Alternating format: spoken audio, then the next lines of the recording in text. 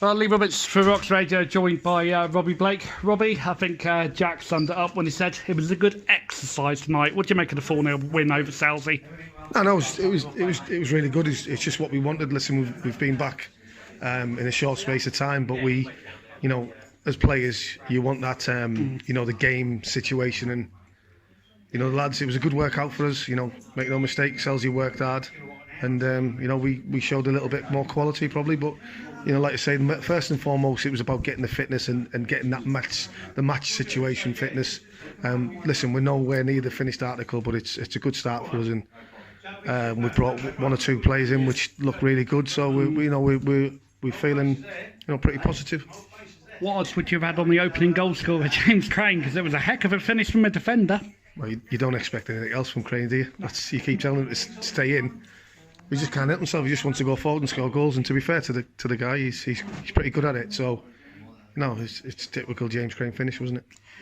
And Calvin Davis coming on. I'll come back to that later. But Jason Parrish, one of the new guys.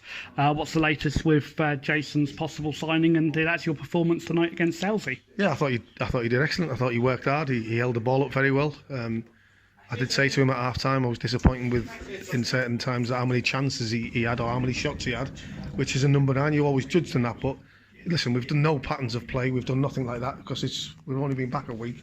So Jay's looks fine, and we're really happy. He's a great lad, and hopefully he's in with us at the minute, and hopefully it goes well, and goes well for us, goes well for him, and everything's happy.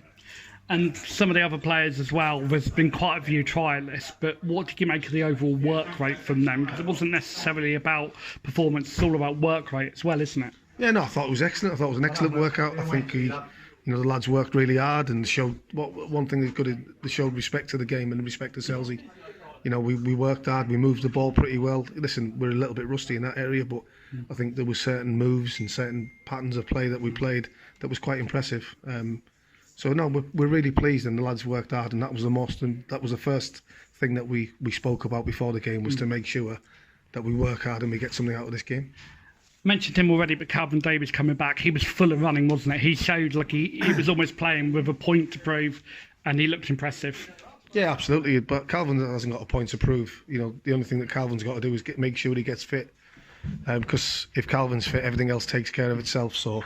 He hasn't got a point to prove to me or to Jack, I don't think, or to the players. I think it's just a matter of making sure he comes through unscathed, and so far so good. So, we're really pleased with that, because, anybody who's got Calvin Davis for the season, you're very happy. Fans are going to want me to ask this one, Robbie. What's the latest with Joe Cook and Jake Flanagan? They were both here tonight. Are you able to give us an update?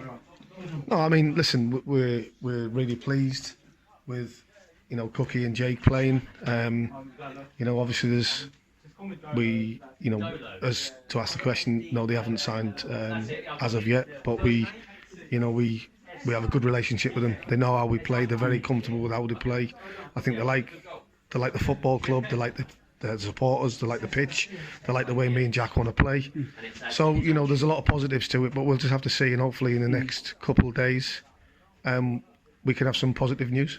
Wanted to talk about matters off the pitch. Obviously tonight we know the attendance officially was 0, but we could see certainly fans were here, but we're watching the game from outside.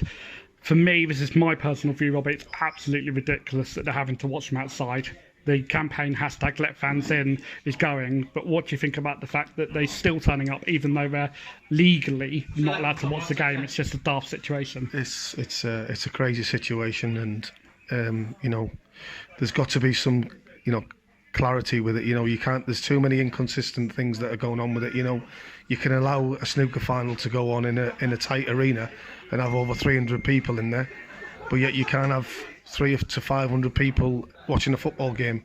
It's a bit crazy, but listen, we've got to get on with it, and what we all can do is we can always just make aware of the situation, that we're desperate to get supporters in. These supporters who want to come, they're not going to be stupid and act stupid. There's got to be some sense around the decision, and hopefully something sooner rather than later can be made of it, because football clubs like Selsey, like ourselves, like every other non-league club, we survive on supporters coming through, and why we don't want it to be a crazy situation and a suicidal situation where we do stupid things, which I don't think we would do. I think there's enough people and enough clever people enough to make rules and make grounds and responsibilities for that, and I think we could do that.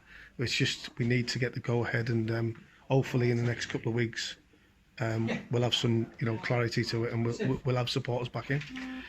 We've talked about finances, but what more do the fans actually bring to the energy around the club at Bognor Regis? I think they bring everything. I've been blown away by my short space of time I've been here. It's an incredible, let alone the supporters, it's an incredible run football club, family orientated club, and Jack, Simon and all the people, I can't name the people because I'll be here for a while, but they know who they are, the volunteers and what they do for the football club to make the football club function how it does, and how we've come out through COVID in a strong position in terms of, not saying financially, but the club's in a good footing, and that's due to how the club's run and the volunteers and the people around the club see you later, Harvey, that do the hard work, and the unsung heroes are the supporters. I mean, listen, I'm proud to be associated with a football club like the players are, but without the supporters and without their backing and without their volunteering, the club wouldn't be in a position it is. So we really, really appreciate the supporters, and why we can't show that appreciation right at the minute. We really, really appreciate, and I'm speaking on behalf of everybody. So appreciate all the help you've done in the summer, and we can't wait to see you back at the Lane when we've got a new stadium, and we're ready to go. We talk about the new stadium developments, the stands going in at the moment, and we've seen Tommy McMillan's photographs on social media. They're looking absolutely fantastic, the stand, isn't it? I've got a smile on my face just thinking about it. It looks brilliant. No, it's a good time to be part of the football club, and it's great. And like you say, Tom comes in off his own back and does the photos. He does a great job, and that's what I'm saying. Going back, so you've got to thank these people, because without their hard work and dedication and professionalism to the football club, none of it would be possible. So it's just good that we get people in like that, and you can see on a daily, weekly basis how the stands developing, and through Tommy and through other players, people who are doing that. We've got to be really thankful for these people, and it's really exciting. And like you say, we just can't wait for it. We can't wait for it to be open, and for supporters to be in there. And just finally, the non-league bandwagon rolls on to Horndean.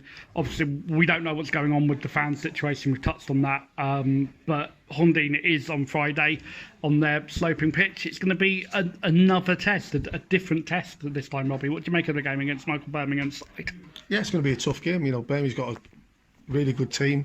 He always has a good team. He always has them fit. He always has them playing good football, strong, organised.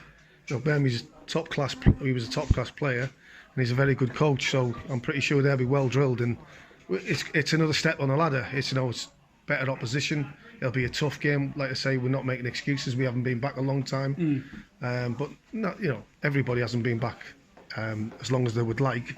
But no, we see it as a progression, and we know Birmingham's team will give us a great workout first and foremost, and it'll be a tough game, one that the lads will be looking forward to it. But it's not so much about the result, it's about making sure performances, working hard and building up towards the start of the season is the most important thing. Well, Robbie, absolute pleasure to speak to you again. Hopefully we'll get the fans back. #LetFansIn. Robbie, thank you very much for joining us. Top man, Lee. Cheers, mate. Thank you. Take it easy, buddy.